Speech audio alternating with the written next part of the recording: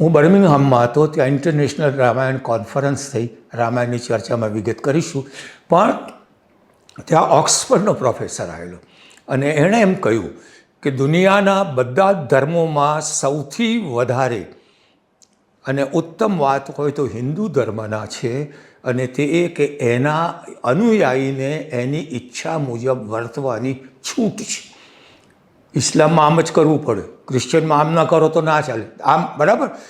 યથેચ્છસી તથા કુરુ આખી ગીતા કીધા પછી ભગવાને એમ કીધું કે અર્જુન તું ઈચ્છે એમ કર, વિચારીને. આ સ્વાતંત્ર્ય, વ્યક્તિના સ્વાતંત્ર્યની આ પરાકાષ્ઠા કોઈ ધર્મમાં તમે નહીં માનો. મેં કીધું સાહેબ શું, what do you want to say? તો કે યસ યસ આઈ સે.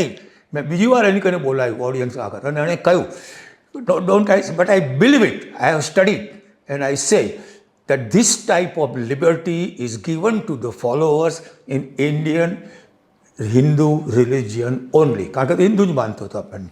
તો આ એક મોટી, અને વેદમાં આવે છે એકમ સદ વિપ્રા બહુધા વદંતી, પરમ તત્વ એક જ છે. વિદ્વાનો જુદા જુદા નામે કહે છે.